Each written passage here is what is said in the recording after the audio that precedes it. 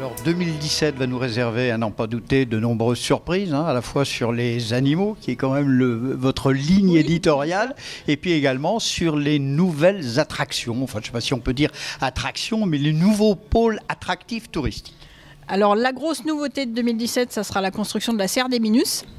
Alors les Minus, c'est tous les petits singes sud-américains qu'on avait jusqu'à présent disséminés un peu partout dans le parc. Et chacun avait sa petite cabane, son petit bâtiment, sa petite volière. Mais tous ces bâtiments commençaient un peu à vieillir.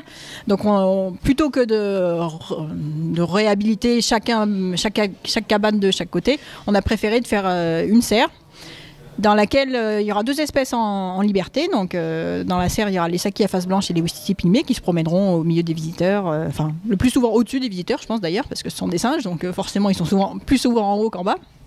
Et on aura des volières à l'intérieur pour d'autres espèces de petits singes sud-américains, qui sont les tamarins lions, les tamarins pinchés et les tamarins empereurs. Et juste à côté de cette serre, on avait un enclos qui s'était retrouvé vide parce qu'on n'avait plus les animaux qu'on avait avant. Et on a décidé de mettre deux nouvelles espèces, toujours sud-américaines, parce qu'il faut qu'on reste raccord. C'est un peu l'année sud-américaine, si j'ai bien compris. Cette année, on met le cap sur l'Amérique du Sud. Et donc, on va faire venir des coatis et des chiens des buissons, qui sont deux chiens des buissons. Chiens des buissons. C'est un petit canidé. Donc, canidé, c'est tout ce qui ressemble au chien, qui a une bouille un peu renfrognée, on va dire, qui n'est pas très haut, qui fait une trentaine de centimètres de haut, qui vit en grand groupe. Alors on va commencer d'abord avec deux femelles qu'on va mettre avec trois mâles coatis et on va y aller lentement, on va les laisser faire connaissance pendant plusieurs mois. Et puis si ça se passe bien, après on envisagera éventuellement de reproduire les chiens des buissons. Mais on préfère pas brusquer les choses, on préfère que tout le monde s'installe tranquillement. Dans les nouveautés, j'ai vu qu'il y avait également beaucoup de choses très interactives, que ce soit avec les enfants qui préparent à manger pour certains animaux, accompagner des soigneurs, accompagner, je ne sais pas quoi, le vétérinaire par exemple. C'est très interactif. On a commencé à créer des visites un peu VIP l'an dernier, parce que ça nous était beaucoup demandé. Donc on a commencé avec les enfants, parce que c'est quand même eux qui sont les plus demandeurs. Clientèle familiale. Voilà, exactement. Donc on propose deux visites différentes de soigneurs en herbe. Donc les enfants pendant 2 heures font ce que font les soigneurs. Donc ils préparent à manger pour les animaux, ils leur donnent à manger, ils font un peu de nettoyage, ils observent le comportement des animaux. Donc avec différentes thématiques selon ce que souhaite l'enfant. Et cette année, on va le faire pour les adultes parce qu'on a eu de la demande des adultes qui disaient c'est pas juste moi. Les adultes cuisiniers. Voilà, aussi qui vont pouvoir un peu mieux appréhender le métier de soigneur animalier, parce que parfois les gens ont une vision erronée du métier. Et ça permet de... Oui, mais un soigneur, ça nettoie aussi. C'est un ouvrier agricole. Voilà, tout à fait. Un soigneur, c'est un ouvrier agricole qui a des animaux un peu bizarres. Donc, il y a une grosse partie du travail qui est du nettoyage. Donc, il ne faut pas avoir peur de... Voilà, c'est un peu physique quand même. Et puis, il faut le faire été comme hiver. Donc, même s'il pleut ou s'il fait très chaud. Donc, il faut aussi quand même avoir une bonne condition physique. C'est pas que découper des fruits pour donner aux singes, quoi. Il y a d'autres choses à faire. Quand vous dites les fruits, c'est la banane du singe? Oui, on ne donne pas que de la banane, parce que sinon il deviendrait vite un peu gros quand même. On fait attention de choisir des fruits pas trop caloriques, parce que c'est comme nous, ils ont les mêmes problèmes que nous, les singes. Et il y a la tournée du chef aussi qui plaît beaucoup. Donc ça, c'est chaque jour, en fait, le chef animalier fait le tour de l'enclos des ours.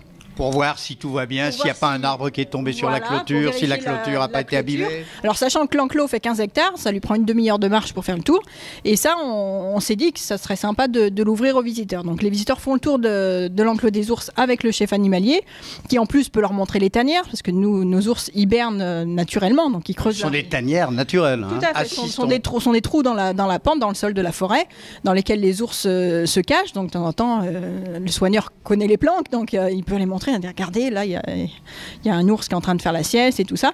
Donc, c'est très intéressant parce que... Et magique. Et magique, parce qu'on est juste séparés des ours par quelques fils électriques pour des raisons de sécurité quand même, parce qu'on ne peut pas laisser les gens être vraiment en contact des ours. C'est quand même des carnivores. Mais on les voit de très très près. Et les ours sont curieux en plus, donc ils aiment bien venir faire un tour pour regarder qui... Ouais, s'il y a un pot de miel qui traîne, non ? Ah oui, ils sont gourmands, mais là, on n'en met pas de... Là aussi, vous faites attention. Voilà. Oui, non, il faut faire attention. Cécile Dubois, merci. Tout le reste, on ne le dira pas dans cette interview, mais on ira le voir sur place. Alors, quelques mots, hein, vous allez m'aider. Nombre d'espèces animales? Alors, on a actuellement 127 espèces animales. Le nombre d'animaux? On a plus de 1100 animaux vertébrés, parce qu'on n'a pas compté tout ce qui est phasme et blatte. On ne les a pas comptés, mais tout ce qui est vertébré. Donc, vous le disiez tout à l'heure, 48 emplois, 300 000 visiteurs par an. Voilà, 670 tonnes de nourriture. Ça, c'est impressionnant. Il faut quand même les nourrir, hein, donc c'est vraiment très varié. Ça va du foin pour les herbivores, aux poissons pour les otaries, aux insectes pour les grenouilles, parce que ça ne mange que des insectes. Donc on a notre élevage de mouches, hein, qui sont élevées à base de vin aussi, parce qu'on les traite bien de mouches. Alors les naissances, là, le chiffre est impressionnant pour 2016.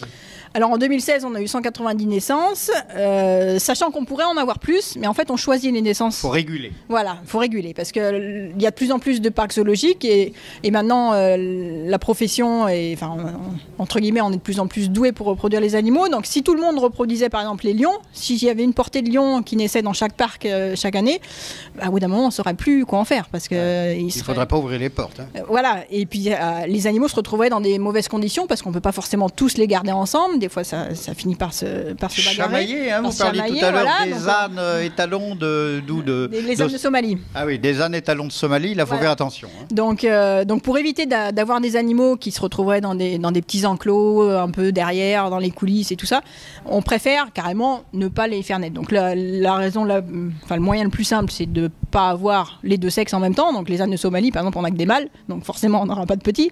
Et quand on veut temporairement arrêter la reproduction, vous savez, maintenant tout évolue. Hein. Oui, mais bon, d'ici à ce que ça évolue pour les ânes quand même.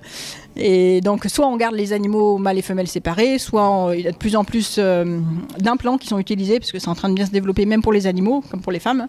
Et ça marche bien. Et tout ça, c'est échapeauté par les coordinateurs des programmes d'élevage européens. Donc, dont vous faites partie une fois encore, avec 29 ou 30 programmes, je crois. Voilà, une trentaine de programmes chapeautés par l'Europe, et qui vont nous dire, faut que tu fasses reproduire tel animal. Chez les guépards, par exemple, on est un des 10 parcs en Europe qui reproduisent les guépards régulièrement.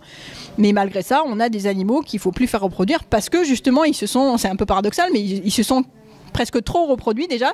Donc ils nous ont dit, attends, freine sur cette lignée-là, fais reproduire plutôt les autres qui ne sont pas très représentés en Europe, et puis on verra après. Donc ça évolue en permanence. Hein. Des fois, on a des recommandations qui arrivent 2 fois par an, 2 voire 3 fois par an, tout simplement parce le coordinateur en permanence fait un bilan des naissances. Poursuivre l'actualité.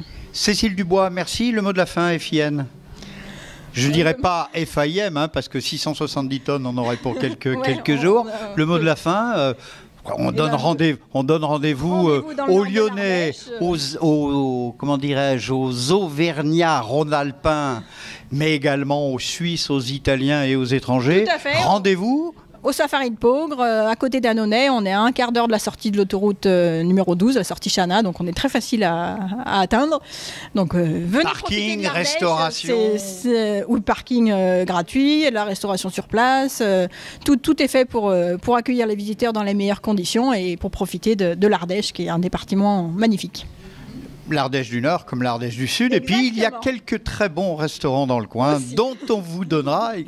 Cécile Dubois, merci. Et puis retournez bien à vos animaux. Merci beaucoup.